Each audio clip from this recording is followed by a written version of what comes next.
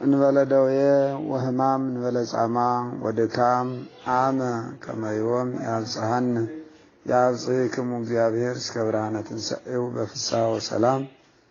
በያላችሁበት የእግዚአብሔር ሰላም ይብዛላችሁ። የተወደዳችሁ የክርስቶስ ቤተሰቦች፣ የማኅበረ ተዋሕዶ እዛው ኦርቶዶክስ ሁላ አባላት፣ መምህራን አባቶቻችን፣ ወንድሞቻችን፣ እህቶቻችን ሁላችሁም በእግዚአብሔር ሰላም እንደምን ሰነበታችሁ? እንኳንም ለብርሃነ ስቅለቱ ሰላም አደረሳችሁ። ይህች ዕለት እንደሚታወቀው መድኃኒታችን ኢየሱስ ክርስቶስ ለእኛ ቤዛ አድርጎ ራሱን የሰጠባት ቀን ጥንትም አርዕቦት ትባላለች። ከእሑድ አንስተን ስንቆጥር ስድስተኛ ቀን ነች። መካተቻ አርዕቦት መካተቻ የፍጥረት ሁሉ መደምደሚያ መፈጸሚያ ተብላ ትባላለችና 22ቱ ስነ ፍጥረቶች በሙሉ ተፈጥረው የተፈጸሙባት በተለይ የሰው ልጅ በ3 ሰዓት ጥንት የተፈጠረባት ዕለት ናት። በኋላም ደግሞ መድኃኒታችን ኢየሱስ ክርስቶስ የሰው ልጅ ለማዳን ስንዘረዝራቸው እንደቆየ ነው። የሰው ፍቅር አገብሮት እስመ በፈቃዱ እንዳልነው በራሱ ፈቃድ ወበስምረት አቡሁ በአባቱም ፈቃድ ወመንፈስ ቅዱስ በመንፈስ ቅዱስም ፈቃድ ነፃ አድኃነን መጥቶ አዳነን ብለን ስንለው እንደሰነበት ነው። በዚህች ዕለት ራሱን አሳልፎ የሰጠባት ዕለት ስለሆነች ሁላችሁንም እንኳን ለብርሃነ ስቅለቱ ሁላችሁንም አደረሳችሁ ማለት እወዳለሁ።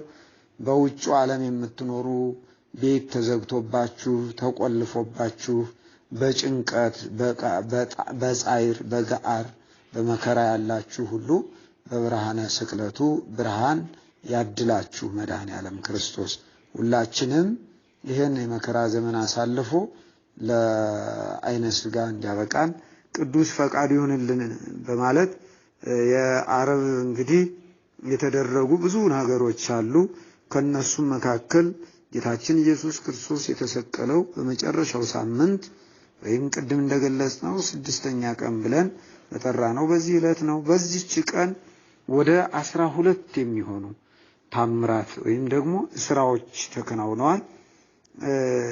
በነገራችን ላይ አበይታ ወይም አብይ የሆኑትን ነው እንጂ በጣም ተነግሮ የማያልቅ አንደበት አድንቆ ተናግሮ የማይጨርሰው እጅ ጽፎ የማይደርሰው ወይም የማይፈጽመው ብዙ ድንቅ ታምራት ተደርጎባታል በዚህች ቀን። በዚህች ቀን እንግዲህ አንደኛ በሄሮድስ በቄድሮስ ወንዝ ማዶ ባለው የአትክልት ስፍራ በይሁዳ እየተመሩ የመጡት ጭፍሮች እና የካህናት አለቆች ሎሌዎቹ ያዙትና ወደ ሊቀ ካህናቱ ወስደውት በዚያ ተመረመረ። ሁሉን የሚመረምር አምላክ ሆኖ እያለ ተመረመረ። ሊመረምሩት ወሰዱት። አንደኛው ይሄ ነው። ሁለተኛ ጌታችን እንደተናገረው ቅዱስ ጴጥሮስ ትናንት አይተነዋል። ክህዶት ነበር። ክደተ ጴጥሮስ እምቅድመ ይንቁ ዶርሆ 60 ጊዜ ትክደኒ ዶሮ ከመንቃቱ ከመጮሁ በፊት 3 ጊዜ ትክደኛለህ ብሎት ነበርና ያው በሊቀ ካህናቱ ግቢ ዶሮ ሳይጮህ 3 ጊዜ ቅዱስ ጴጥሮስ ካደው። አካካዱ ትዝ ቢለው ደግሞ ግን ተጸጽቶ ምርር ብሎ ያለቀሰበት ዕለት ነው። ሶስተኛ በነጋ ጊዜ ለጲላጦስ አሳልፈው ሰጡት። ጲላጦስም ያው ተቀብሎ የመረመረበት ዕለት ነው። አራተኛ ጲላጦስ በጊዜው የገሊላ ገዥ ወደ ነበረው ወደ ሄሮድስ አሳልፎ ሰዶታል። ሄሮድስ አንቲፓስ በሚባለው። አምስተኛ ሄሮድስ ከመለሰው በኋላ ጲላጦስ መርምሮና ወንጀል ስላላገኘበት ለበዓሉ ሊፈታው አስቦ ነበር። ነገር ግን ለስልጣኑ ፈርቶ ገርፎ ሊሰቅሉት አሳልፎ ሰጣቸው። በስድስተኛ ደረጃ በዘበቱበትና መስቀሉን አሸክመው ሊሰቅሉት ያው ወደ ቀራንዮ የዘበቱበትና መስቀሉን አሸክመው ወደ ቀራንዮ ሊሰቅሉት የወሰዱበት ዕለት ነው። ሰባተኛ በጎልጎታ ወይም በቀራንዮ በሁለት ወንበዴዎች መካከል ሰቀሉት ብለን የምናስብበት ጊዜ ነው። 8ኛ ጲላጦስ የአይሁድ ንጉሥ የናዝሬቱ ኢየሱስ የሚል ጽሑፍ በ3 ቋንቋዎች ጽፎ ያው አስቀምጧል። 9ኛ ጭፍሮቹ ልብሶቹን ተካፍለው በእጀ ጠባቡ ላይ ዕጣ ተጣጣሉበት ዕለት ነው። በመስቀል ላይ 10ኛ በመስቀል ላይ 7 ቃላትን ተናግሯል። 11ኛ የተለያዩ ታምራትን ተደርገዋል።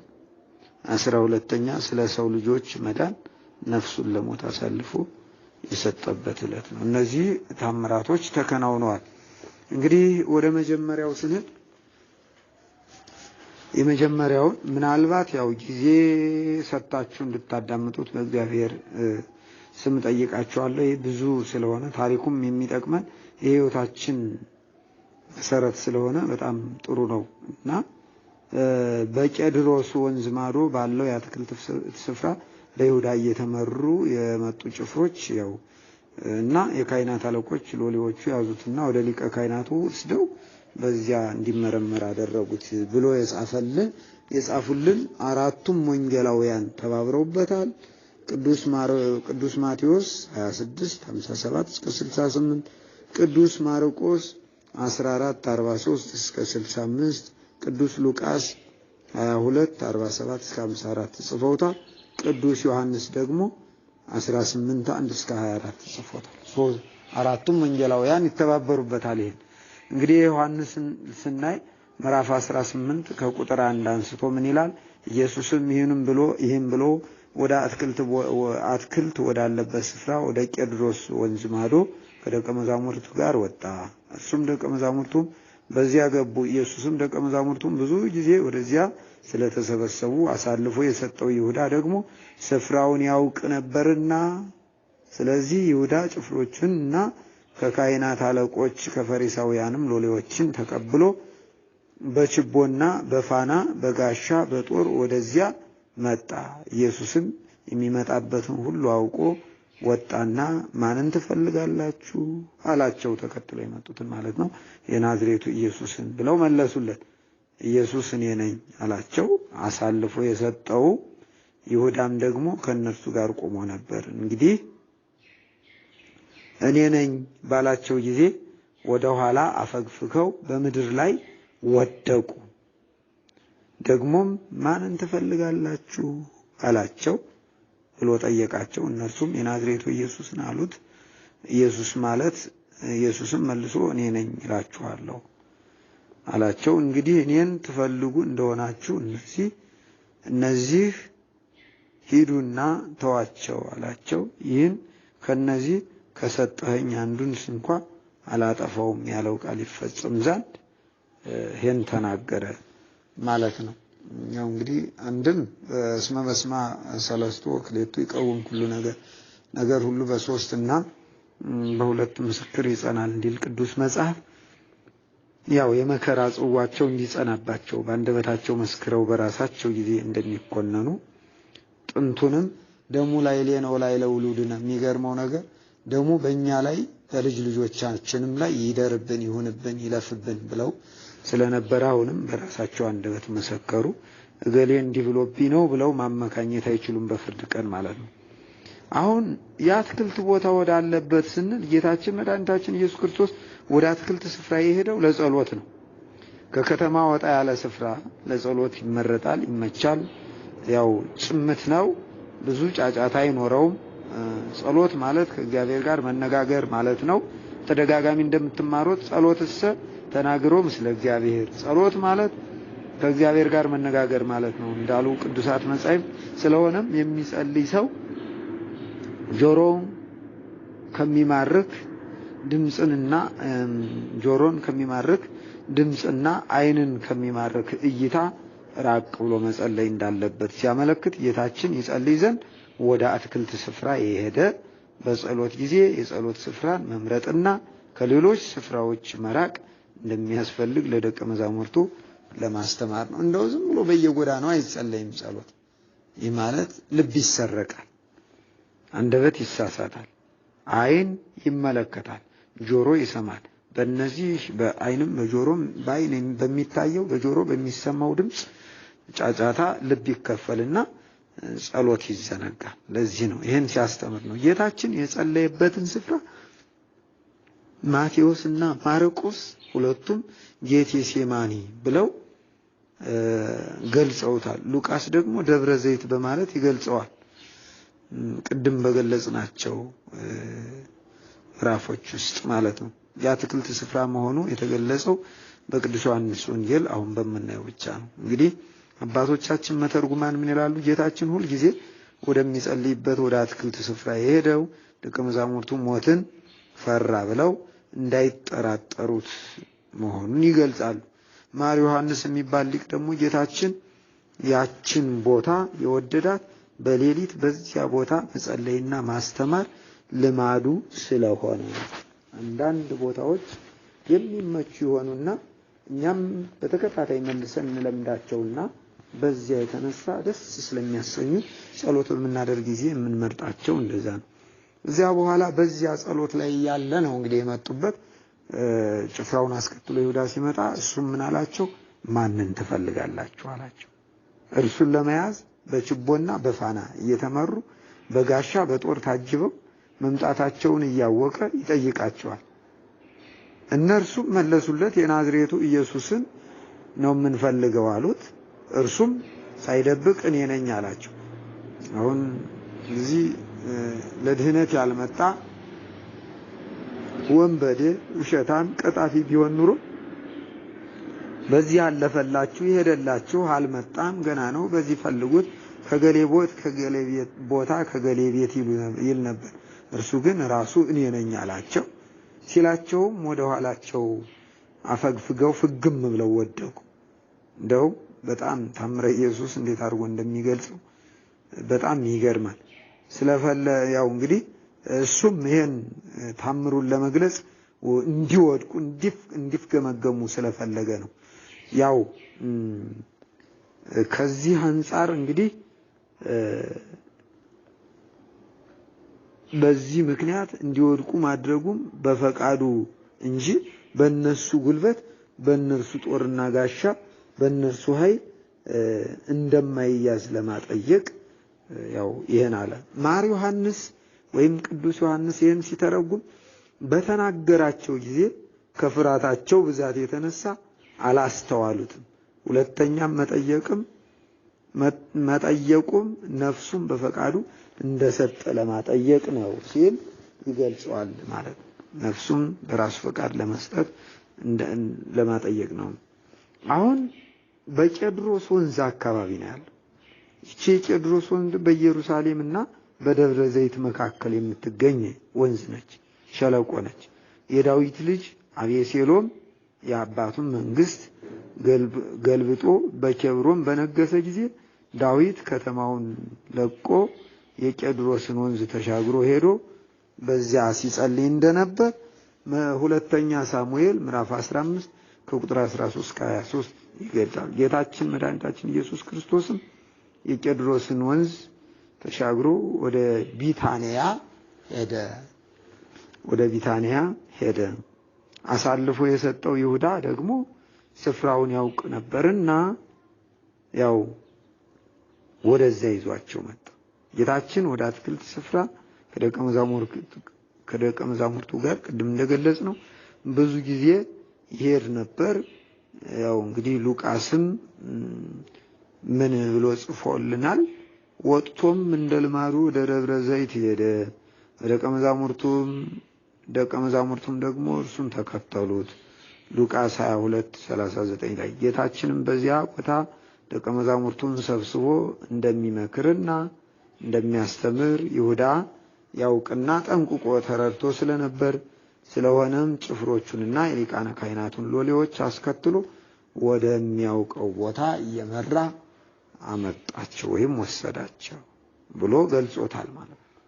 ለዚህ ይሁዳ እንዳስያዘውና አይሁድ እንደያዙት ከፈሪሳውያንም ሎሌዎችን ተቀብሎ በችቦና በፋና በጋሻ በጦር ወደዚያ ይዟቸው የመጣው ለዚያ ነው። እንግዲህ ችቦ የእንጨት ስብስብ ነው። እንደምናውቀው ታውቁታላችሁ። ብዙ ቀጫጭን እንጨቶች ተሰብስበው በአንድ ላይ ሲታሰሩ ችቦ ተብሎ ይጠራል። ችቦ በእሳት ሲቃጠል ብርሃን ይሰጣል፣ ጨለማ ያስወግዳል። መጽሐፈ ምሳሌ ምዕራፍ 7 ቁጥር 16 እስከ 20 ተገልጿል። በራእየ ዮሐንስም ተገልጿል። ፋና ደግሞ ከፍተኛ ብርሃን የሚሰጥ መብራት ነው። በትንቢተ ኢሳይያስ ምዕራፍ 62 ቁጥር 1 በትንቢተ ዳንኤልም በትንቢተ ዘካርያስም ብዙ ነቢያት ገልጸውታል። ይሁዳ በችቦና በፋና መብራት የመጣው ሰዓቱ ምሸት ላይ ስለነበረ መሽቶ ስለነበረ ከደቀ መዛሙርቱ መካከል ኢየሱስ ክርስቶስን ለይቶ ለጭፍሮቹ ለመስጠት ትናንት እንደገለጽኩላችሁ ከዮሐንስ ጋር ከ12ቱ ሐዋርያት ከዮሐንስ ጋር ከ12ቱ ሐዋርያት አንዱ የሆነው ከዮሐንስ ጋር ይመሳሰሉ ስለነበር ነው። እዛ የሚመጣበትን ሁሉ ራሱ ያውቃል። ያው የሰዎችን ማንነቱን ሊነግሩት አይሻም፣ ራሱ ያውቃልና ተብሎ እንደተገለጸው ጌታችን መድኃኒታችን ኢየሱስ ክርስቶስ በአይሁድ እጅ የሚያዝበትንና መከራ የሚቀበልበትን ሰዓት ጠንቅቆ ያውቃል። ስለሆነም ከአትክልት ቦታው ወጣ፣ ወደሚይዙት ሰዎች ፈቃዱ ቀረበ። ከአትክልት ቦታው የወጣው ሶስት ነገሮችን ለማመልከት ነው፣ ወይም ሶስት ነገሮችን ለኛ ለማስተማር ነው። አንደኛ አይሁድ የላኳቸው ጭፍሮች ሳያውቅ በድንገት ያዝነው እንዳይሉ ሳያውቅ አድብተን በራሳችን ጊዜ በራሳችን ጥበብ ያዝነው ብለው እንዳይመጻደቁ። በሁለተኛ ደረጃ እንዳልፈራ ለማስረዳት፣ ፍርሃት የሚባል በሱ እንደሌለ ለማስረዳት፣ ይልቁንም የሰው ልጅ ሊፈልግ ይሄው በመብል የጠፋውን የሰው ልጅ በመብል ሊያድን መምጣቱን እንዲያውቁ እንዲረዱ በፍርሃት ሳይሆን። ሶስተኛ አፍቅሮ ጸላኢት ወይም ጠላትን የመውደድ ስራ ለመስራት ሊይዙት የመጡትን ሰዎች እሾህ እንዳይወጋቸው፣ ድንጋይ እንዳያንገላታቸው፣ እንቅፋት እንዳይመታቸው ወጣላቸው ማለት ነው። ከዚያ በኋላ ጠየቁት። ማንን ትፈልጋላችሁ አላቸው። የናዝሬቱ ኢየሱስን አሉት። እርሱም እኔ ነኝ አላቸው። እነሱም ወደ ኋላቸው ፍግም ብለው በምድር ላይ ወደቁ። እኔ ነኝ በሚለው ቃል ብቻ ነው እንግዲህ እኔ ነኝ ሲላቸው ማንን ትሻላችሁ ብሎ ጠየቃቸው። እኔ ነኝ ሲላቸው ወደ ኋላቸው ፍግም ብለው ወደቁ። ወደ ኋላ የወደቁት ፍጡራን ፈጣሪን መያዝ፣ መደብደብ፣ መግደል ይቅርና በፊቱ እንኳ መቆም እንደማይቻላቸው ሲገልጽላቸው ይህን አደረገ። ያው ሙሴም መቼ ነው ማይህ አንተን አይቼ የምረዳው መቼ ነው እያለ በሚል ሰዓት እኔን አይቶ ከፊቴ መቆም የሚችል የለም፣ በኋላ ግን ሰው ሁኜ ከቅድስት ድንግል ማርያም ስመጣ ስጋን ስለብስ ጀርባዬን ታያለህ አላለው። ልክ እንደዛ እግዚአብሔርን አይቶ በሕይወት የሚቆም አለመኖሩን ለማጠየቅ ወይም በሰው ጥበብና በፍጡራን ጉልበት ፈጣሪ ማይያዝ ማይደበደብ መግደልም የማይቻል ይልቁንም እነዚህን ነገሮች ከማከናወን አልፎ በፊቱ እንኳን መቆም እንደማይቻላቸው ሲገልጽላቸው ይህን አደረገ። ወደ ኋላ መሸሽ፣ ወደ ኋላ መሄድ፣ ወደ ኋላ ማየት ስሬት የሌለው አደጋ ነው። ያው እንግዲህ በወንጌልም ተነግሯል። ገበሬ እርፍ ጨብጦ ወደ ኋላ ያርሳልን ተብሎ ተነግሯል። የሎጥ ሚስትም የጨው ሐውልት የሆነችው ወደ ኋላዋ ስትመለከት መሆኑን ዘፍጥረት 19:26 ሁልጊዜ የምንተርከው ታሪክ ነው። ኢዮርብዓም የሚባለው የእስራኤል ንጉስም ከአምልኮተ እግዚአብሔር ርቆ አምልኮተ ጣዖትን በተከተለ ጊዜ እግዚአብሔር አኪያ በተባለ ነቢይ አንደበት ወደ ኋላህ ጣልኸኝ ብሎ እንደገሰጸው አንደኛ ነገሥት ምዕራፍ 14 ቁጥር 1 እስከ 9 ይተርካል። ወደኔ ላትመለስ ተውከኝ ማለት ነው። ነህምያም እስራኤል ሕግ እግዚአብሔርን በተው ጊዜ ሕግህንም ወደ ኋላቸው አሉ ተው ትእዛዝህን አልጠብቃሉ ብሎ በምዕራፍ 9 ቁጥር 26 ላይ ገልጾታል። ስለዚህ ከሕጉ መለየታቸውን ያሳያል ማለት ነው።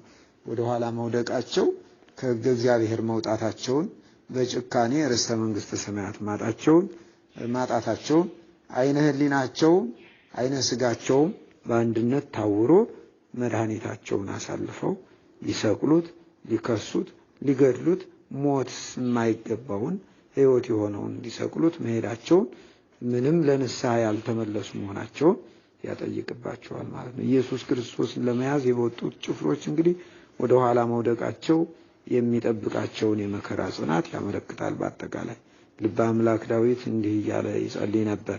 ጠላቶቼ ሁሉ ይፈሩ፣ እጅግም ይጎስቁሉ፣ ወደ ኋላቸው ይመለሱ፣ በፍጥነትም ይፈሩ እያለ በመዝሙር 6 ቁጥር 10 ላይ ሲገልጽ እናየዋለን።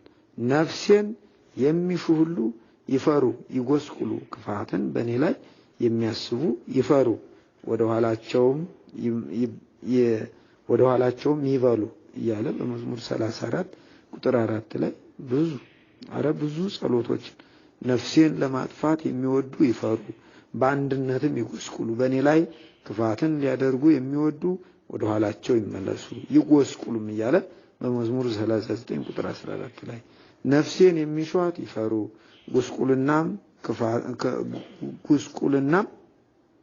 ጉስቁሉ ክፉም የሚመክሩብኝ ወደ ኋላቸው ይመለሱ ይፈሩ። መዝሙር 69 ቁጥር 2 ንጉሥ ዳዊት ለጊዜው ጠላቶቹ እንዲወድቁለት የጸለየ ሲሆን ፍጻሜው ግን የክርስቶስ ጠላቶች የሆኑት ቅድም የገለጽናቸው ሊቃነ ካህናቱና ጭፍሮቹ አለቆቻቸው ሁሉ ወደ ኋላቸው እንደሚወድቁ ትንቢት ተናገረባቸው።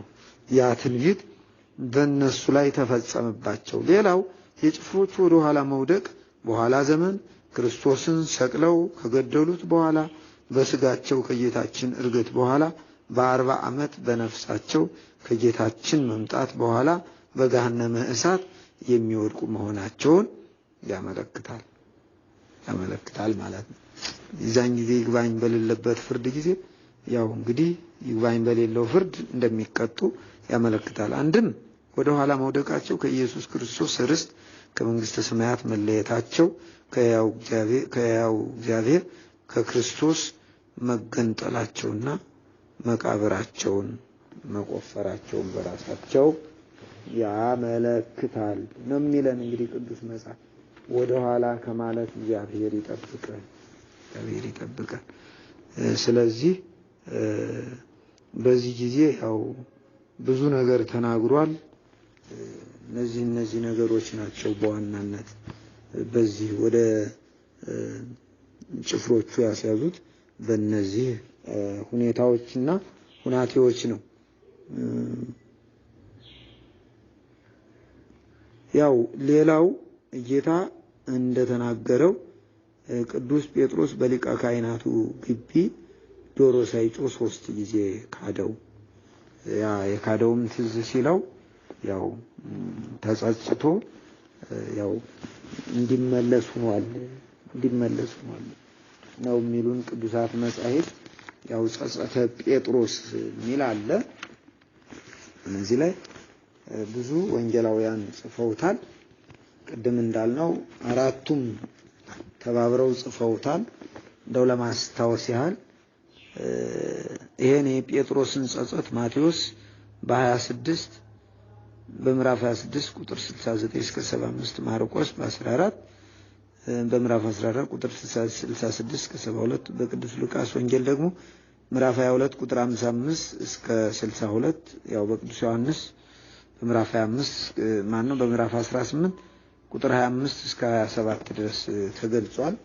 ዋናው ትልቁ ነገር ያው የቅዱስ ጴጥሮስ ጸጸት እንግዲህ እኛም ለንስሐ ሕይወት እንድንበቃ የሚጋብዝ ነው ማለት ነው። እንግዲህ ስምዖን ጴጥሮስ ከቤት ውጪ በአጥሩ ግቢ ተቀምጦ ሳለ አንዲት እንግዲህ ጌታችን ኢየሱስ ክርስቶስ ወደ አደባባይ ወስደው ገርፈው ሊሰቅሉት ይዘውት ገብተዋል። በዚያን ጊዜ ስምዖን ጴጥሮስ ከቤት ውጭ በአጥሩ ግቢ ተቀምጦ ሳለ አንዲት ሴት ወደሱ ቀርባ አንተ እኮ ከገሊላው ከኢየሱስ ነህ፣ ከሱ ጋር ነበር ካለችው፣ እሱ ግን የምትይውን ሰውዬ አላውቀውም ብሎ ያው በሁሉም ፊት ካደ። ወደ በሩ ሲወጣ ደግሞ ሌላኛይቱ አየችውና በዚያ ላሉት ይህ ደግሞ ከናዝሬቱ ከኢየሱስ ክርስቶስ ጋር ነበር እያለች ጮኸች። ዳግመኛም ያችን ይህን የምትይውን ሰውዬ አላውቀውም፣ እንደማላውቀውም እውነት ነው። እውነት ማለት እንግዲህ ትልቅ መሐላ ነው ብሎ ማለት። ጥቂትም ቆይተው በዚያ ቆመው የነበሩት ቀርበው ጴጥሮስን ከእርሱ ወገን እንደሆንክ አነጋገር እስመ ቃልከ ያዕውቅ ብከ አሉት። ቃልከ ያዕውቅ ብከ አነጋገርህ ይገልጣል፣ ይታወቅብሃል አሉት። ያው ከማን ወገን እንደሆነ ያው ይታወቃል። ለዚያ ነው ክርስቲያን ባለባበሱም ባካሄዱም ባመጋገቡም በሁለንተናው ያው የተለየ ነው የምንለው። በዚህ ጊዜ ሰውየውም አላውቀውም ብሎ ያው ቅዱስ ጴጥሮስም ደግሞ አላውቀውም ብሎ ሊረግምና ሊምል ጀመረ ማለት የያዘውን ጥሎ የያዘውን ነገር ጥሎ እየጣለ እንዲህ ጣለኝ እንዲህ አድርገኝ እያለ መሐላውን ሰነጠቀው።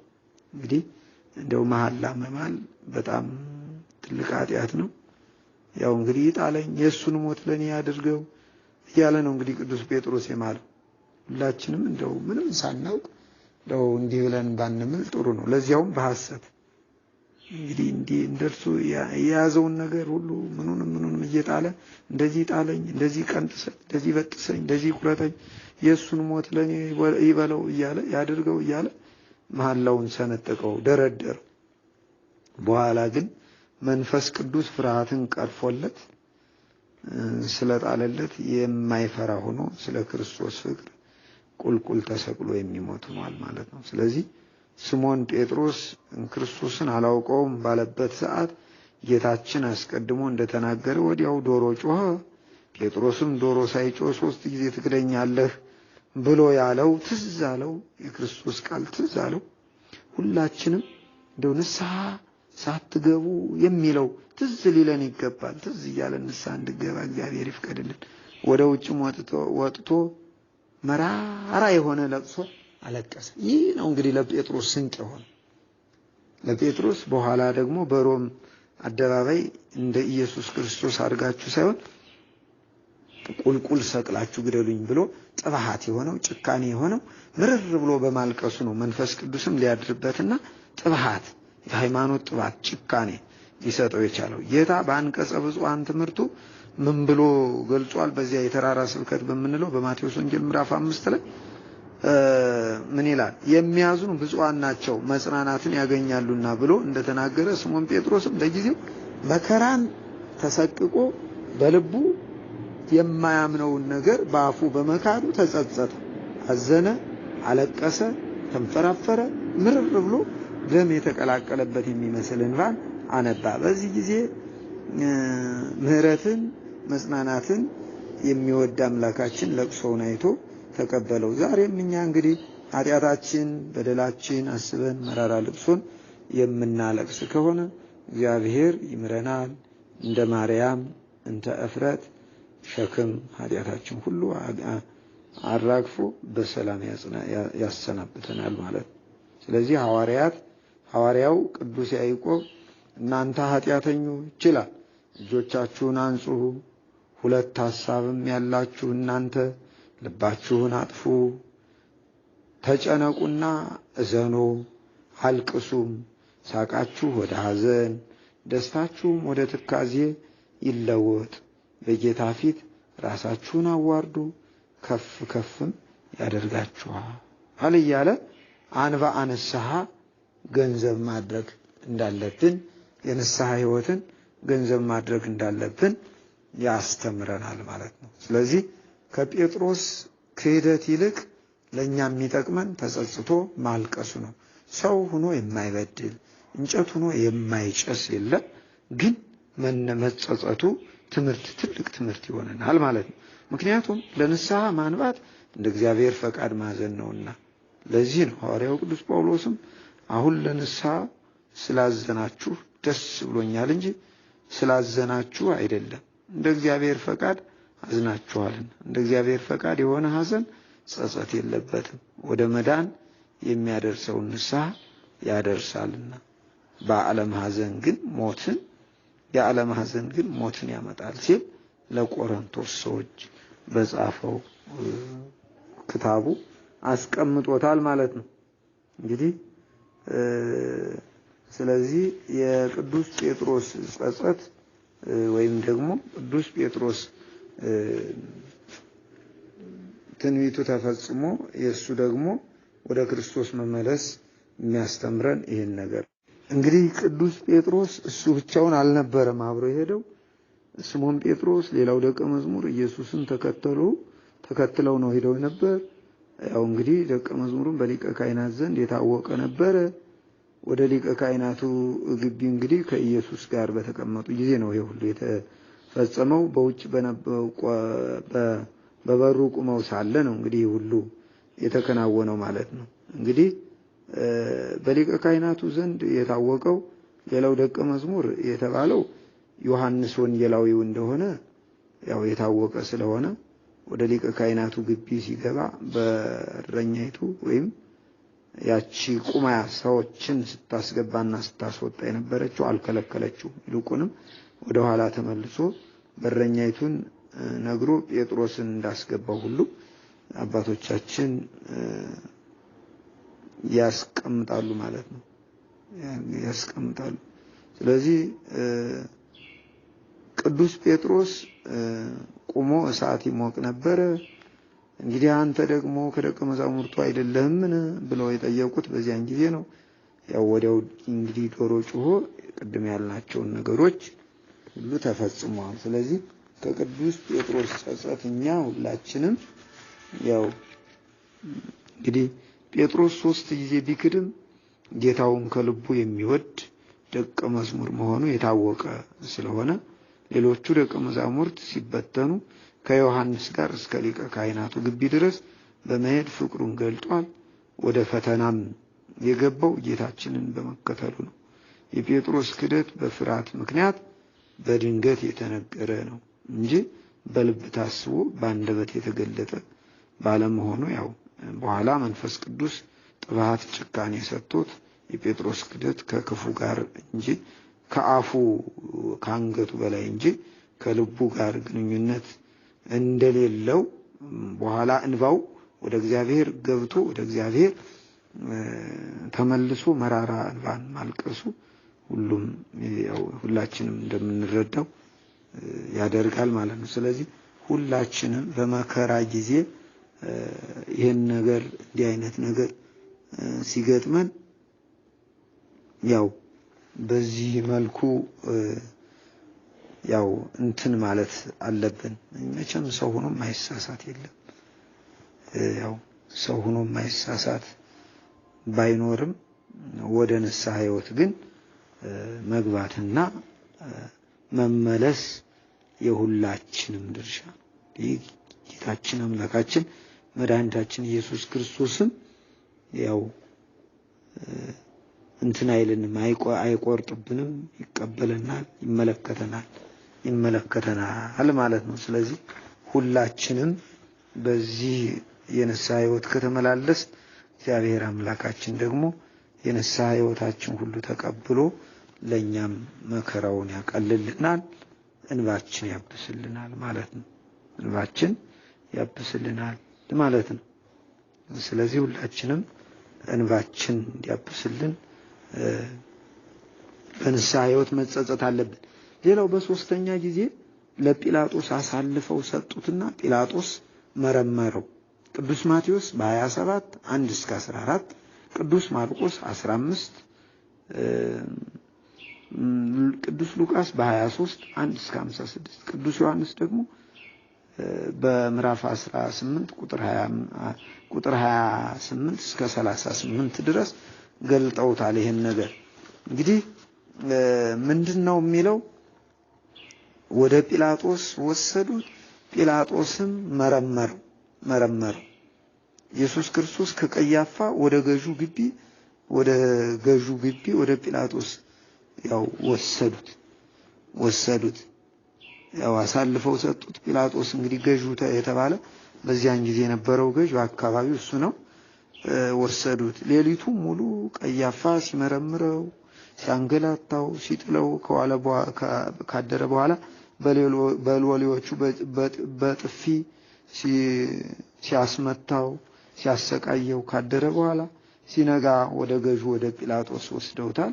ወደ ጲላጦስ መውሰዳቸውም በዚያ ዘመን በሮም መንግስት ግዛት ስር ስለነበሩ ወንጀለኛን መመርመርና በወንጀለኛ ላይ መፍረድ የሚገባው ጲላጦስ በመሆኑ ወደሱ ወሰዱት።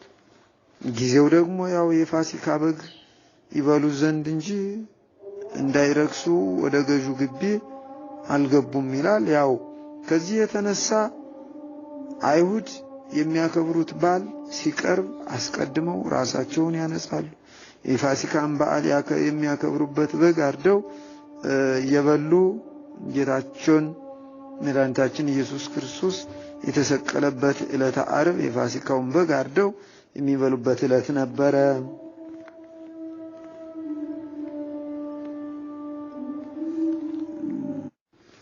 አይሁዳውያን ደግሞ አንዱ እንረክስበታለን ብለው ከሚሉት መካከል ያው ከአሕዛብ ጋር መተባበር ነው ያረክሰናል ብለው የሚያስቡ የነበር። ጲላጦስ ደግሞ ለጲላጦስ ኢየሱስ ክርስቶስን አሳልፈው ወስደው ሲሰጡት እነሱ ግቢ ውስጥ አልገቡም። ለምን? ፒላጦስ የአሕዛብ ወገን ስለሆነ እንዳይረክሱ ወደ ጲላጦስ ግቢ መግባት አልፈለጉም። ማር ዮሐንስ ይሄን የሁሉን ሲተረጉም የሁሉን ጌታ ሊገድሉ ታስበው እንዳንረክስ ማለታቸው ይገርማል ይላል። ይገርማል። አንዳንድ ጊዜ ነፍስ እየገደሉ ሃይማኖተኛ ነኝ ነፍስ ሊገድሉ ቀጠሮ ይዞ እጾማለሁ ጸልያለሁ በጣም የሚያሳዝኑ ነገሮች ናቸውና እንዲህ ይላል ጌታችን እናንተ ግብዞች ጸሐፎች ፈሪሳውያን ከአዝሙድና ከእንስላል ወይም ከድንብላል ከከሙንም አስራት ስለምታወጡ ፍርድንና ምህረትን ታማኝነትንም በሕግ ያለውን ዋና ነገር ስለምትተው ወዮላችሁ ሲል ወቅሷቸው ነበር። ስለዚህ እውነት ተናገረ በማለት ጌታችን እንደተናገረው የሆነው ሁሉ ማግኘታቸውን ይነግረናል። ስለዚህ የክርስቶስን ደም በማፍሰስ በሚሰሩት ኃጢአት እንረክሳለን ሳይሉ ወደ ጲላጦስ ግቢ በመግባት ግን እንረክሳለን ማለታቸው በጣም የሚደንቅና ያው ጻፎችና ፈሪሳውያን ትልቁን ኃጢአት እየሰሩ ከትንሹ መራቅ የሚፈልጉ አስመሳዮች መሆናቸውን ሲገልጽ ነው። እንግዲህ እናንተ ግብዞች ብሏቸው የነበረው ማለት ነው ጌታችን። ታዲያ ይሄ ማር ዮሐንስ ፈሪሳውያን ግብዝነታቸውን በተግባር እያሳዩ ስለሆነ ጌታችን የተናገረው እውነት ነው ሲል እሱም ያጸናዋል ማለት ነው። ስለዚህ በዚህ በሶስተኛ ደረጃ ይሄ ድርጊት ነው የተከናወነበት ማለት ነው። ይሄ ድርጊት ነው። እንደው ሌላኛው በአራተኛ ደረጃ ጲላጦስ በጊዜው የገሊላ ገዥ ወደ ሆነው ወደ ሄሮድስ አንቲፓስ መልሶ ሰደደው። ይህን የጻፈልን ቅዱስ ሉቃስ ነው። የቅዱስ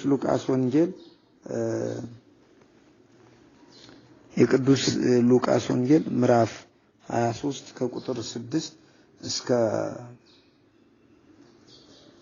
6 እስከ 12 ድረስ ምን ይላል?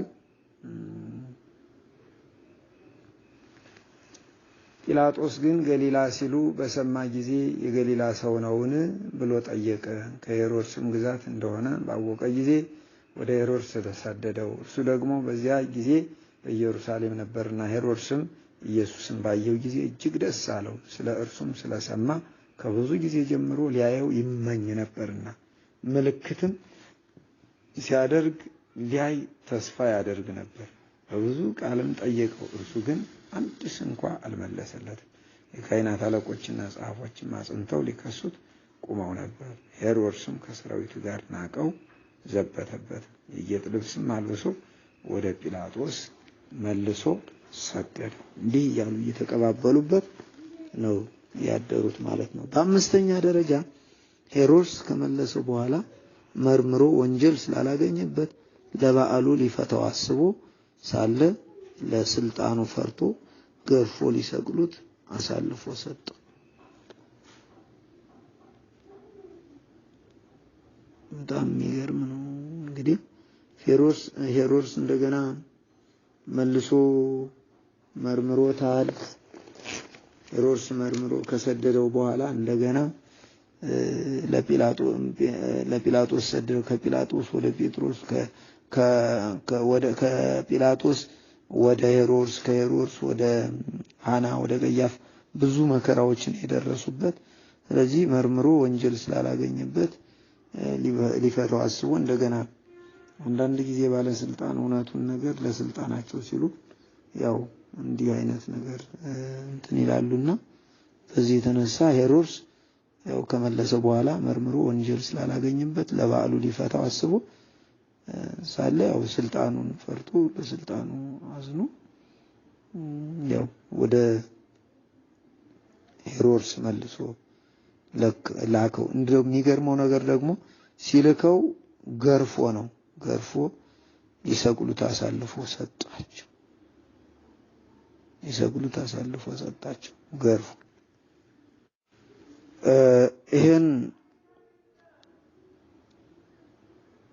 ቅዱስ ዮሐንስ ሲመዘግበው በምዕራፍ 19 ቁጥር 17 ላይ ምዕራፍ 19 ቁጥር 17 ላይ ሲመዘግበው ቅዱስ ዮሐንስ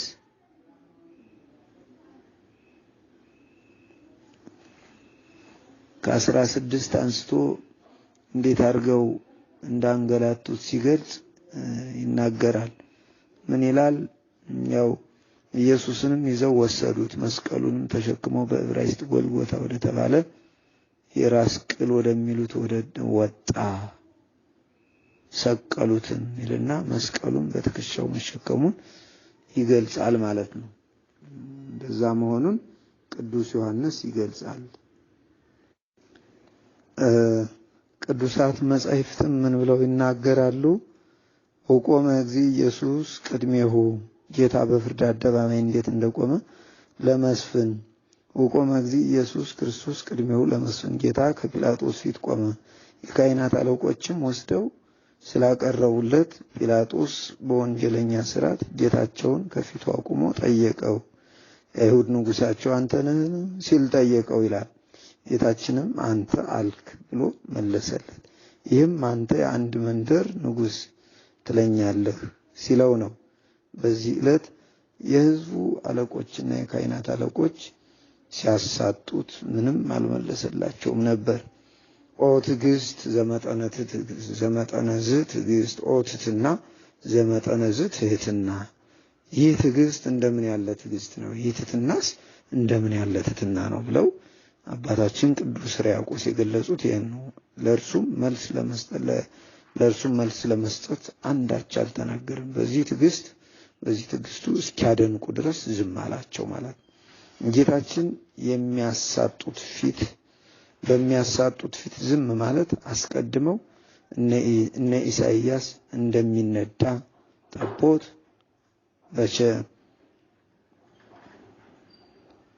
እንደሚነዳ ጠቦት በሸላቾች ፊት ዝም እንደሚል በግ እንዲሁ አፉን አልከፈተም ሲሉ ኢሳይያስ በምዕራፍ 53 ቁጥር 7 ላይ ዳዊትም ለበጎ እንኳን ዝም አልኩ ወአርመምኩ ለሰናይ ሲል መዝሙር 38 ቁጥር 2 ላይ ገልጾታል፣ ተናግሮታል ማለት ነው። ቃለ ትንቢቱን ለመፈጸም እሱ ምንም አልተናገራቸውም። ጌታችን በዝምታ ሁሉን ተቀበለ። በዚህ ዝምታው ፈተና ሲመጣ ሳንታወክ ሳንሸበር በእርጋታ በዝምታ ሆነን ወንድሞቻችን በማጽናት ለእግዚአብሔር ሁሉን ነገር አስቀድመን መስጠት እንዳለብን ሲያጠይቅ ነው ይሄን ያደረገልን። ስለዚህ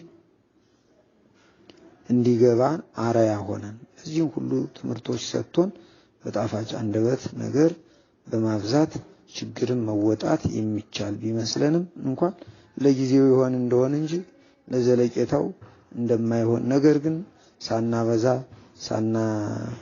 ሳንታወክ አይነ ልቦናችን ወደ እግዚአብሔር አንስተን ብንጸልይ ግን የመጣውን ሁሉ እንደምንቋቋምና ሁሉም እንደደመና መጣብን የተደቀነብን መከራ ሁሉ እንደደመና ሊበተን እንደሚችልልን ያሳየናል። ጌታችን ባልሰራው ስህተት ነው እንግዲህ ባላጠፋው ጥፋት ባልሰራው ስህተት ነው ተይዞ የግንግሪት ተይዞ ጲላጦስ ፊት መቆሙ። በአንድ በኩል ለአዳም ካሳ ሲሆን በሌላ በኩል ደግሞ አብነት ነው። አብነት ለመሆን አብነት ማለት እኛን ለማስተማር በስሙ ያመኑ ደቀ መዛሙርቱም በእርሱ ስም በማስተማራቸው እየተከሰሱ ነገስታቱ ፊት ቆመዋል።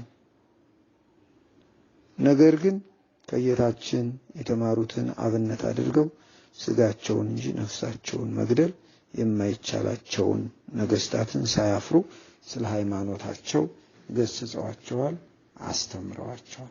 አስተምረዋቸዋል። ስለዚህ ሁላችንም ያንን አብነት አድርገን መድኃኒታችን ኢየሱስ ክርስቶስ የሚለንን ሁሉ ይሰራልንን ሕግ ሁሉ ተጠቅመን ሁላችንም ይህን ስራ እንድንሰራው ነው። እንግዲህ ጲላጦስ አሳልፎ ገርፎ ነው እንግዲህ አሳልፎ የሰጠው። እዚህ በቅዱስ ማቴዎስ ወንጌል እንደተመዘገበው ምዕራፍ 27 ቁጥር 24 እስከ 26 ስትመለከቱ ምን ይላል? ጲላጦስም ሁከት እንዲጨመር እንጂ ምንድነው ሁከቱ? ገዢው ምንድነው ያደረገው? ክፋቱ ምንድነው ብሎ ጠየቃቸው። ይሰቀል ይሰቀል ይሰቀል እያሉ ሁላቸውም ጮሁ። ጲላጦስም ሁከት እንዲጨመር እንጂ አንዳች እንደማይረባ ማለት ልባቸው እንደደነደነ ልባቸው እንደተነቀረ ባየና በተረዳ ጊዜ ውሃ አንስቶ እጁን ታጥቦ እኔ ከዚህ ጻድቅ ሰው ደም ንጹህ ነኝ እናንተ ተጠንቀቁ ሲል በሕዝቡ ፊት እጁን ታጠበ። ሕዝቡም ሁሉ መልሰው ደሙ በእኛና በልጅ ልጆቻችን ላይ ይሁን አሉ። በዚያን ጊዜ በርባንን የሽፍቶቹን አለቆች በርባንን ፈታላቸው። ኢየሱስን ግን ገርፎ ይሰቅሉት ዘንድ አሳልፎ ሰጣቸው። በዚያን ጊዜ ያው የገዢው ወታደሮች ወደ ገዢው ግቢ ወሰዱት። ጭፍራውን ሁሉ ወደ እርሱ አከማቹ ማለት ነው። እንግዲህ ተመልከቱ፣ ዓለም እንዲህ ናት።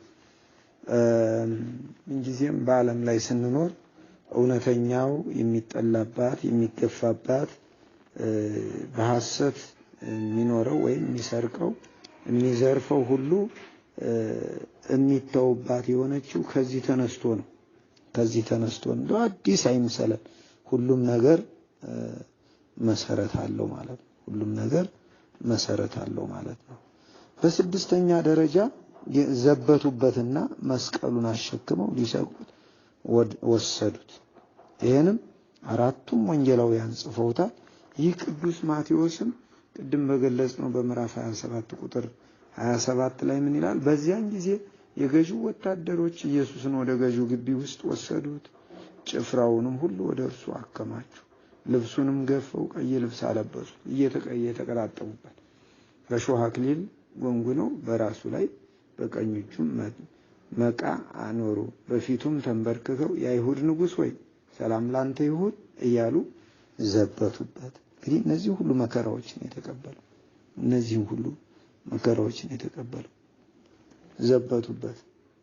ልብሱን ገፈው ቀይ ልብስ አልብሰው እንግዲህ ከሾህ አክሊል የተቀዳጀ ልብስ እንትን ብለው ላንተ የአይሁድ ንጉሥ ሆይ ሰላም ላንተ ይሁን እያሉ ተንበርክከው ያው ዘበቱበት፣ ተፉበትም።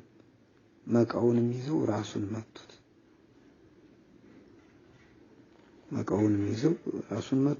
ከዘበሱበት በኋላ ቀዩን ልብስ ገፈው ልብሱን አለበሱት፣ ሊሰቅሉትም ወሰዱት ሲል ቅዱስ ማቴዎስ ይናገራል።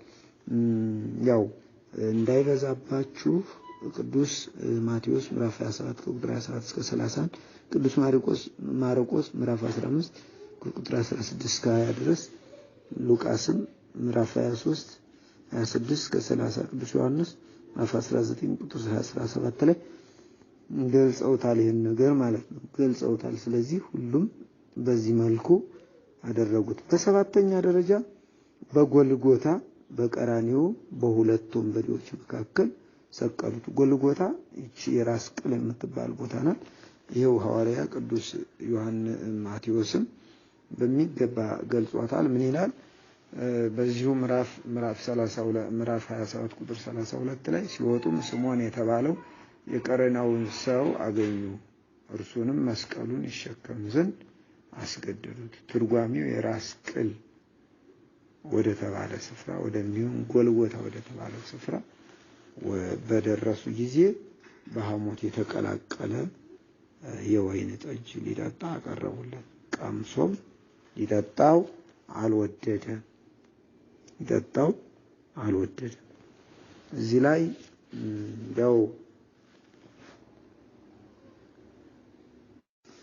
ከዚህ ላይ እንደው ጌታችን መስቀሉን ተሸክሞ ወደ ቀራንዮ ሲሄድ ያው መስቀሉን በትከሻው መሸከሙ ሰይጣንን ድል ለመንሳት ምልክት ነው። ነብዩ ኢሳይያስም አለቅነት በጫንቃው ላይ ይሆናል ብሎ በትንቢተ ኢሳይያስ ምዕራፍ 9 ቁጥር 6 ተናግሮ ስለነበረ ያ ትንቢት እንዲፈጸም መስቀሉን በትከሻው እንደሚሸከም ሲገልጥ ነው። እርሱ መስቀሉን ተሸክሞ ከአዳምና ከልጆቹ ትከሻ ላይ የኃጢአትን መከራና የኃጢአትን ቀንበር አስወገደልን ማለት ነው። ጎልጎታ በዕብራይስጥ ጎልጎታ የሚሉት የራስ ቅል ስፍራ ይባላል። ማቴዎስና ማርቆስ ትርጓሜው የራስ ቅል ስፍራ ወደሚሆን ጎልጎታ ወደሚባል ስፍራ በደረሱ ጊዜ ይላሉ። ግዕዙን በግዕዝ የተረጎሙት አባቶቻችን ደግሞ ቀራንዮ ድምሃዊ መካነ ድምሃ ወይም ራስ ጭንቅላት የራስ ቅል መሃል ራስ ብለው ይተረጉሙታል ይሉና ለተራራ ለዛፍ ይሆናል ይላሉ። ያው እንግዲህ ከተራራው ቁንጮ ላይ ያው እንደማለት ነው። ተመሳሳይነት አለው። እዛን ጊዜ ያው የራስ ቅል ራስ የዛፍ ራስ ማለት ይቻላል ሲሉ ተናግረዋል ማለት ነው። እንግዲህ ጌታችን የተሰቀለበት የራስ ቅል ወይም ቀራንዮ የተባለው ቦታ ከፍታ ያለው ቦታ መሆኑን ነው እነዚህ ሁሉ የሚያመለክቱት ማለት ነው። ከእርሱ ጋር እንግዲህ ሌሎች ሁለት ወንበዴዎችን ሰቀሉ። ክፉ አድራጊዎች ናቸው እነዛ። አንዱን በቀኝ ሁለተኛውን በግራ ሰቀሉ። ተመሳሳይ ያው እንግዲህ ከሁለቱ ወንበዴዎች አንዱ በኢየሱስ ክርስቶስ በስተግራ የተሰቀለው ዳክርስ እንደሚባል መተርጉማን አስቀምጠዋል። የተባለው ደግሞ ዳክርስ የተባለው ደግሞ ክፉ አድራጊ ትዕቢተኛ ወንበዴ፣ አንተ ክርስቶስ አይደለህምን? ራስህንም እኛንም አድን እያለ የተሳለቀበት ነው። ያው የሰደበው ነው። ጌታችን በመስቀል ላይ ሆኖ ክፉ ከማድረግ ያልተመለሰ ክፉ ወንበዴ ነው። እንግዲህ አንዳንዶቹ እስከ መቃብር ድረስ ክፋታቸው አብሯቸው ይዘልቃል። እየተናዘዙ እንኳን በእግዚአብሔር እጅ ይዘው ሊሞቱ ተቃርበው እንኳን ክፋት ነው የሚመክሩት። የሚገርመው ነገር እንዲህ አድርጎኝ ገሌ እንዲህ ብሎኝ ነው የሚሉት። ድሮ ለካህን ተናዞ ንስሐ መግባት ሲገባ በቁመና እስኪሞቱ ይሄም ለሞት ቀርቦ ስቅላት ላይ ሆኖ ሞት አፋፍ ላይ ትንሽ ደቂቃዎች ብቻ ቀርተውት ክርስቶስን ይሳደብ ነበር። እንደው አለመታደል ነው። ሁለተኛው ግን በጌታችን ቀኝ የተሰቀለው ጥጦስ ወይም ፈያታዊ ዘየማን ይባላል በቤተ ክርስቲያን በግዕዝ ቋንቋ። በቀኝ ያለው ሽፍታ እንደማለት ነው። ሌላው ስሙ ጥጦስ የተባለው ወንበዴ ያው እሱ ጓደኛው መልሶ እዛው ላይ ተቃውሞታል ጓደኛውን። በእኛስ እውነተኛ ፍርድ ነው ያገኘን፣ ይህ ግን እኮ ምንም ክፋት አላደረገም በማለት እነርሱ በኃጢአታቸው ሲሰቀሉ ጌታችን ግን ያለ ኃጢአቱ መሰቀሉን መስክሯል ማለት ነው። በመስቀል ላይ የተደረጉትን ሰባቱን ተአምራት አይቶ ጌታ ሆይ በመንግስት በመጣ ጊዜ አስበኝ እያለም ጸልየዋል። ተዘከረን እግዚኦ በውስተ መንግስት ከምንለው ለዚህ ነው። እንዲህ የተሰበረ ልብ ይስጠን እንጂ እግዚአብሔር እስከ ኃጢአታችን ቢሆን ያው ይቅር ይለናል ማለት ነው። ጌታችን ኢየሱስ ክርስቶስ ሰማያዊ ንጉሥ መሆኑንም አመነ።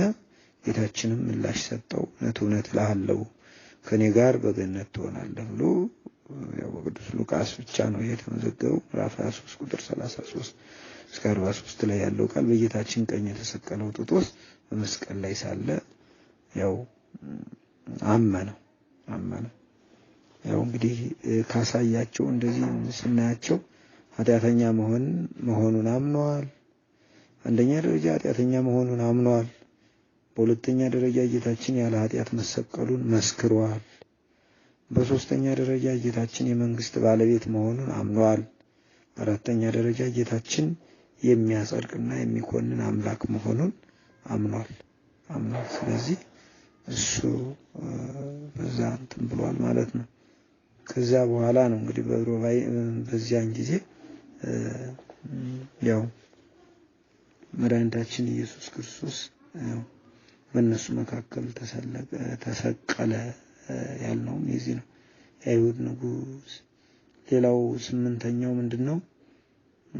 ያው በቀራንዮ በጎልጎታ ይሄን ያህል ካል ስምንተኛው ጲላጦስ ወይም የአይሁድ ንጉሥ የናዝሬቱ ኢየሱስ የሚል ጽሕፈት በዕብራይስጥ በሶስት ቋንቋዎች በዕብራይስጥ፣ በሮማይስጥ፣ በግሪክ የተጻፈ ጽሑፍ በመስቀሉ ላይ አኖረ። በመስቀሉ ላይ አኖረ። ይሄን አራቱም ወንጌላውያን መዝግበውታል። ቅዱስ ዮሐንስ በምዕራፍ 19 ቁጥር 19 ላይ ምን ይላል? ምዕራፍ 19 ቁጥር 19 ላይ ምን ብሎ ይናገራል? ጲላጦስ ይህን መጽሐፉ ይላል ጲላጦስ የአይሁድ ንጉሥ የናዝሬቱ ኢየሱስ ብሎ ጻፈ ይላል። ይህን መጽሐፉ ይላል ቅዱስ ዮሐንስ ይህን መጽሐፉ ጲላጦስ ይህን በመጽሐፉ እንኳን የአይሁድ ንጉሥ ስለተባለ እሰቅለዋለሁ ብሎ ስለሚመልስ ልበ ሙሉ ሆኖ ይናገራል ይላል። የግዕዙን በግዕዝ የተረጎሙ አባቶቻችን ጲላጦስ የአይሁድ ንጉሥ ብሎ መጽሐፉ አይሁድ ላይ ሊዘብትባቸው ስለፈለገ ነው። ይህ ንጹሕ ነው፣ መርምሬዋለሁ፣ ከአንደበቱ ስህተት ከቃሉ ግድፈት አላገኘሁበትም ቢላቸውም ብለው እየጮሁ ስለሰቀሉ ሊዘብትባቸው ነው። በሶስት ቋንቋ መጽሐፉ ደግሞ ንጉሳቸውን አሳልፈው እንደሰጡት የሚያነበው ሁሉ እንዲዘብትባቸው ነው ይላሉ አባቶቻችን። በዕብራይስጥ፣ በሮማይስጥ፣ በግሪክ አይደል የተጻፈው እነዚህ ቋንቋዎች። በዕብራይስጥ መጽሐፉ ሊቀ ካህናቱ ቀያፋና ሌሎቹ አይሁድ እንዲያነቡት የዕብራይስጥኛ ቋንቋ ተናጋሪ በመሆናቸው ማለት ነው። በሮማይስጥ መጽሐፉ ደግሞ ጲላጦስ ከነሱ ጋር ያሉትን ሮማውያን እንዲያነቡት፣ ጲላጦስና እሱ የሚገዛው ሕዝብ ደግሞ ሮማይስጥ ወይም ሮማውያን እንዲያነቡት ሮማይስጥ ቋንቋ ስለሚናገሩ፣ በግሪክ መጽሐፍ ደግሞ ሄሮድስና ከእርሱ ጋር ያሉት ጽራውያን ወይም ግሪካውያን እንዲያነቡት ነው ማለት ነው። አባቶቻችን ጲላጦስ በሶስት ቋንቋዎች መጽሐፉን ለፋሲካ የበዓል ብዙ ሰዎች ሁልጊዜ ወደ ኢየሩሳሌም ያቀኑ ነበር በዓሉን ለመዋል በፋሲካ። ለዚህ ሁሉም ተሰብስበው ነበርና አይሁድ ንጉሳቸውን እንደሰቀሉ ምስክር እንዲሆንባቸው ጻፈባቸው ሲሉ ተርጉመውልናል። ቅዱስ ማር ዮሐንስ ምን ይላል? ሊቃነ ካህናት ጲላጦስን እንደርሱ የአይሁድ ንጉሥ ነኝ እንዳለ እንጂ የአይሁድ ንጉሥ ብለህ አትጻፍ ብለው ያው ተቃውመውት ነበር። በዚያን ጊዜ ግን ጽሕፈቱን ያለወጠው አምላካዊ ኃይል ስለከለከለው ነው ይላሉ አባቶቻችን። የቅዱስ ማር ዮሐንስ ይላል አምላካዊ ኃይል ስለከለከለው ጽሕፈቱን አልቀይርም አለ። ይልቁንም ንጉሳቸውን እንደሰቀሉ ያዋርዳቸው ዘንድ እንዲህ አለ። የጻፍኩትን ጻፍኩ ብሎ አሳፈራቸው ይላል። የጻፍኩትን ጻፍኩ ብሎ አሳፈራቸው ይላል። በዘጠነኛ ደረጃ ጭፍሮቹ ልብሱን ተካፍለው በእጀ ጠባቡ ላይ ዕጣ ተጣጣሉበት። በእጀ ጠባቡ ላይ ዕጣ ተጣጣሉበት። አሁን ያው እንግዲህ ልብሶቹን ወስደው ለእያንዳንዱ ጭፍሮቹ ተካፈሉት። የጌታችን ልብሶች ከአራት ተካፈሉት ማለት ነው። ነቢዩ ዳዊት የተነበየው ትንቢት አለ። ወተካፈሉ አልባሴ ለርሶሙ፣ ልብሶችን ለራሳቸው ተካፈሉ በመዝሙር 21 ቁጥር 18 ብሎ ተነበየ ነበር። ትንቢት ተናግሮ ስለነበር በዚህ ምክንያት ነው የጌታችን ልብስ ከአራት መከፈሉ ወንጌል በአራቱ ማዕዘነ ዓለም በምስራቅም በምዕራብም በሰሜንም በደቡብም ለመሰበኳ ምሳሌ ነው። ዛሬ ነገ የክርስቶስ ፍርድ በሚመጣ ጊዜ ወንጌል አልሰማሁም ማለት አይጠቅምም። በምስራቁ ክፍልም በምዕራቡ ክፍልም በሰሜኑ ክፍልም በደቡብ ክፍልም የያዝነው ስልክ የምንመለከተው በቴሌቪዥን መስኮት የምናያቸው ነገሮች ሁሉ ክርስቶስን ወንጌል ያው ያስተምራሉ። ይህ ሁሉ ደግሞ ለማያሙት ለአሕዛብ ምስክር እንዲሆንባቸው የመንግስቱ ወንጌል በዓለም ሁሉ ዳርቻ ይሰበካል የተባለውም ቃል ስላለ በአራቱም ማዕዘነ ዓለም ወንጌሉ የመሰበኩ ምሳሌ ነው ይላሉ መተርጉማን አባቶቻችን። ስለዚህ በአራት ክፍል አድርገው ከተካፈሉ በኋላ እጀ ጠባቡን ወይም ደግሞ ቀሚሱን ግን ያው ዕጣ ተጣጣሉበት። አራቱም ወንጌላውያን ነው የመዘገቡት። ያው እንግዲህ ቅዱስ ዮሐንስ በዚህ በምዕራፍ 19 ቁጥር 23 ላይ እጀ ጠባቡ ወጥ እንደነበር ይገልጻል። እጀ ጠባቡን ደግሞ ወሰዱ ይላል። እጀ ጠባቡ ወጥ ነው፣ የተሰፋም አልነበረም። ሰባ ሰገል ያመጡለት ነው ይላሉ እንደውም አባቶቻችን። ጌታችን በቁመቱ ሲያድግ አብሮ የሚያድግ ነበር ያ እጀ ጠባብ። ደም ይፈሳት የነበረችው ሴት ነቅታ ያችን እጀ ጠባብ ነክታ 12 ዓመት ደም የፈሰሳት ሴት ነክታ የተፈወሰችበት ነው ያ እጀ ጠባብ። ገባሬ ታምር ነው ማለት ነው። ገባሬ ታምር የሆነ ልብስ ነው። የአንድምታ መተርጉማን እንደውም ሲተረጉሙ ምን ይላሉ? ማር ኤፍሬም ልብሱስ በላይ የተሰፋች አይደለችም፣ በአምላክነቱ ምስጢር ሁለመናዋ የተሰራች ናት እንጂ የማትከፈል ናት። ጭፍሮቹም ልብሱን ከአራት መክፈላቸው የወንጌሉን ብስራትና ምስጢር በአራቱ ማዕዘን ለመዘርጋት ምልክት ነው ይልና አሃብ የተባለው ሊቅ ደግሞ አሃብ የሚባል ሊቅ ደግሞ ሲተረጉም ልብሱን ዕጣ እስኪጣጣሉ ድረስ የከበረች አልነበረችም፣ ተአምራት ሲያደርግባት አይተውት ነበርና ስለ እነሱ ለበረከት ወሰዷት እንጂ በችግር ጊዜ ረዳት እንድትሆናቸው ወሰዷት ሲል ይተረጉማል ማለት ነው። ይተረጉማል እንግዲህ በእርሱ ዕጣ ተጣጣሉበት እንጂ ያው አንቅደደው ነው የተባለው። ዕጣ እንጣጣልና ለደረሰው ይድረሰው እንጂ እንደው አንቀደውም አሉ ጭፍሮቹ። በጌታችን በኢየሱስ ክርስቶስ ልብስ ላይ ዕጣ እንደሚጣጣሉ የተነገረው በትንቢት ነው። በቀሚስም ላይ ዕጣ ተጣጣሉ ብሎ ቅዱስ ዳዊትም ተናግሮ ስለነበር ማለት ነው። ስለዚህ በዛ ምክንያት እንደዚህ ተደረገ ነው። በዘጠነኛ ደረጃ በመስቀል ላይ ሳለ ሰባት ቃላትን ተናገረ። በመስቀል ላይ ሳለ 7 ቃላትን ተናገረ። እነዚህ አጽርሐ መስቀል ይባላሉ። የመጀመሪያው ያው እናቱን ለደቀ መዝሙሩ አደራ ሰጣት። እዛ በኋላ የእናቱን እህት ያው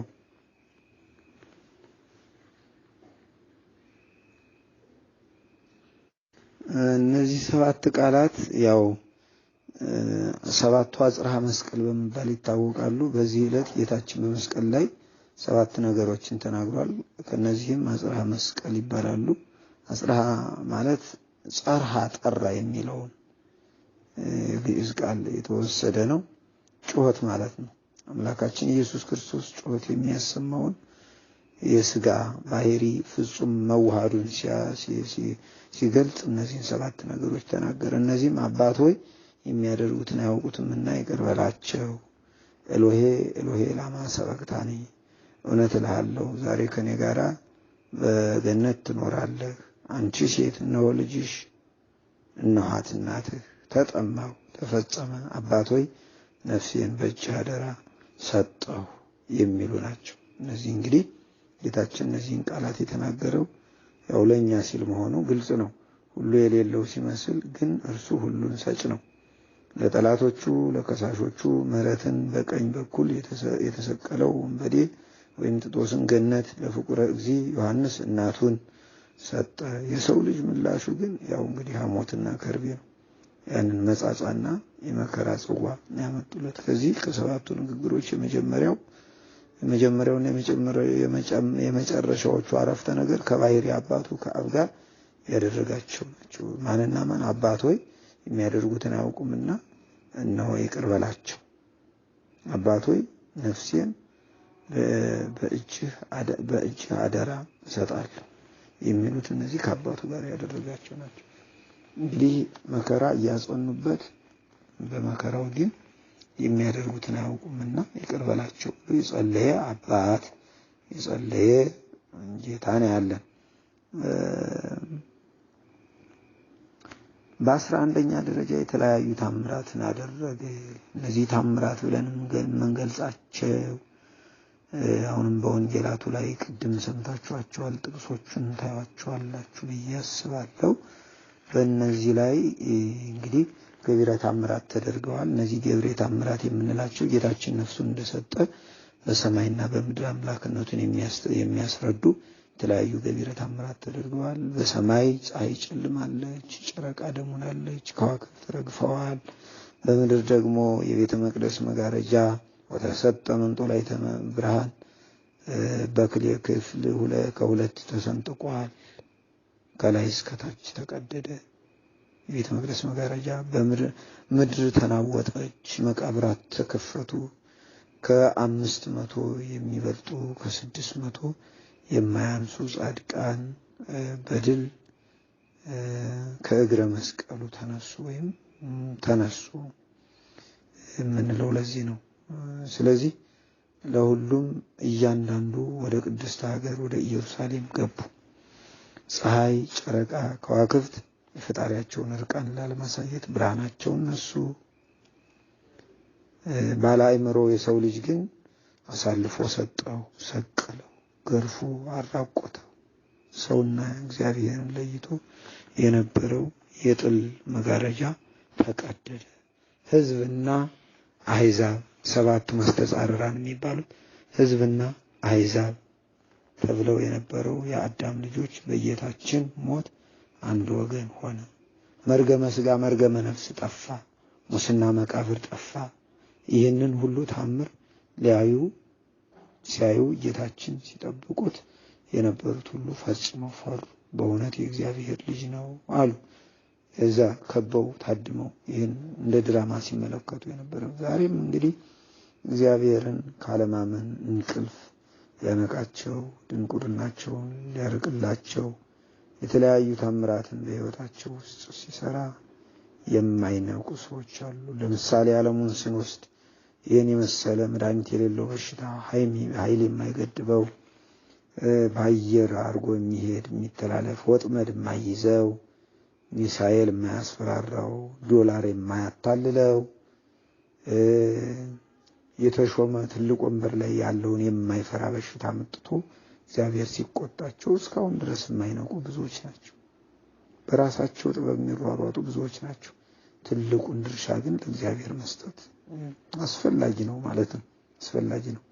ጉብኝታቸው የነበራቸው በረከት እግዚአብሔር ከራቃቸው በኋላ ያው እንግዲህ የሚጎበኛቸው ሊያድነን የመጣው የእግዚአብሔርን ቸርነት ክደው እሱ ከራቃቸው በኋላ ይነቃሉ። የዛ በኋላማ የናቁትን ፍለጋ ብዙ ይደክማሉ፣ ግን ከንቱ ነው። እሱም በተናቀው አካሉ ያው ነው የሚመጣው። የናቁትን ቢፈልጉ ያገኙትም ይደክማሉ።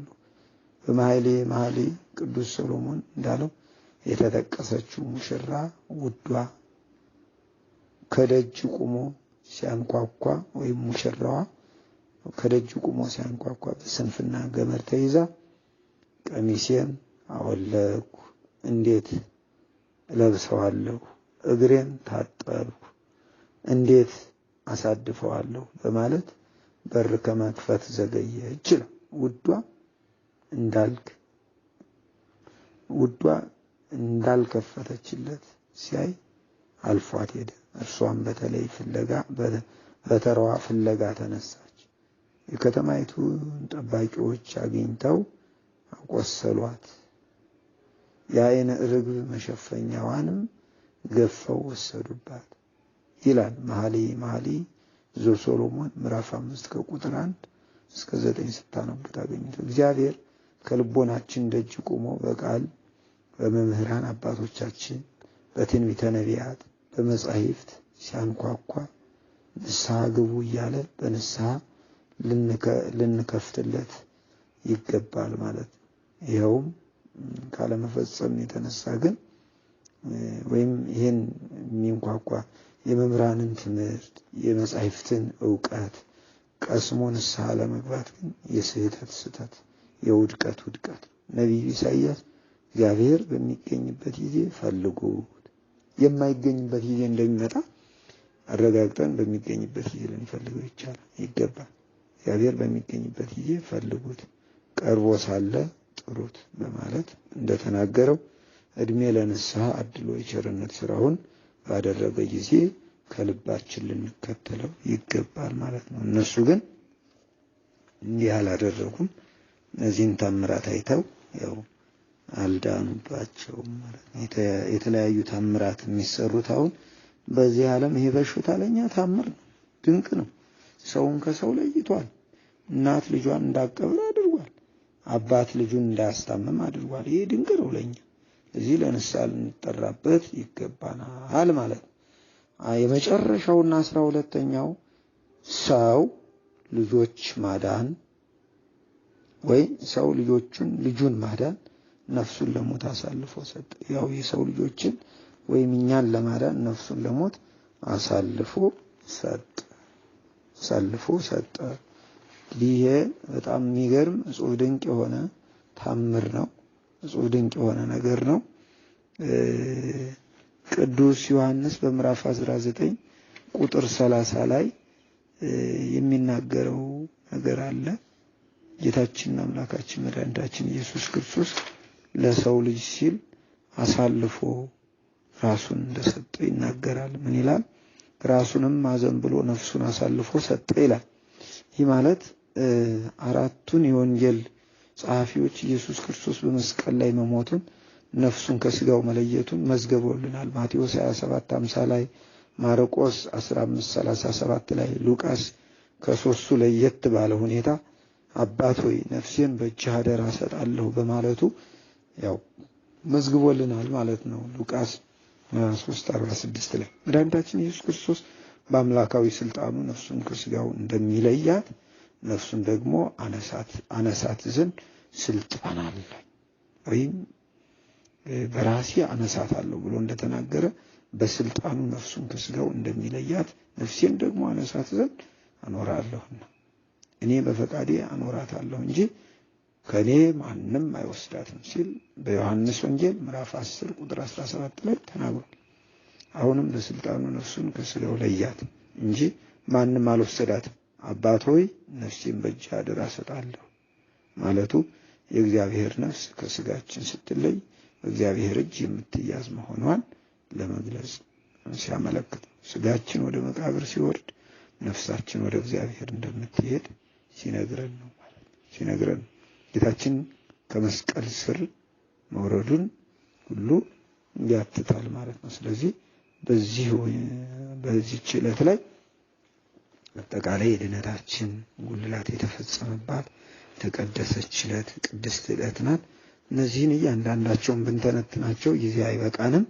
ይሄን ያህል ከሰማን ያው ጥያቄ ሊያጭር ይችላል። ካነጋገርም መብራትም እየተጠቀምኩኝ የተለያዩ ድምጾችም ስለሚመጡና ያው ቮይስ ለማድረግ የማይመች ቦታ ስለነበረ የድምጽ ሪትም በእርግጠኝነት ልቤ እየተሰረቀ ስለነበር አንዱ ከፍ አንዱ ዝቅ ሊል ይችላል። ዞሮ ከይቅርታ ጋር እንግዲህ መቼም ከጉዳቱ ጥቅሙ ያመዝናል ብዬ ነው የማስበው ይሄን ቃልና ልጆቼ በእርጋታ ተመልክታችሁ ጥያቄ የሚያጭር ከሆነ ያው ከባል በኋላ ከባል ወዲህ ባይመለስም ጥያቄ መጠየቅ ይቻላል። ባጭሩ በዕለተ ዓርብ የተደረጉ ነገሮች 12 ናቸው ብለናል። ከ12ቱ በቄድሮስ ወንዝ ማዶ ባለው የአትክልት ስፍራ በይሁዳ እየተመሩ የመጡ ጭፍሮችና የካህናት አለቆች እንዲሁም ሎሌዎች ያዙትና ወደ ሊቀ ካህናት ወስደው በዚያ እንደተመረመረ፣ በሁለተኛ ደረጃ ጌታችን እንደተናገረው ጴጥሮስ በሊቀ ካህናቱ ግቢ ዶሮ ሳይጮህ 3 ጊዜ ካደው። ያ የካደው 3 ጊዜ የካደው ትዝ ሲለው ግን ተጸጽቶ ምርር ብሎ እንዳለቀሰ። በሶስተኛ ደረጃ በነጋ ጊዜ ለጲላጦስ አሳልፈው ሰጡትና ጲላጦስ ደግሞ እንደመረመረው።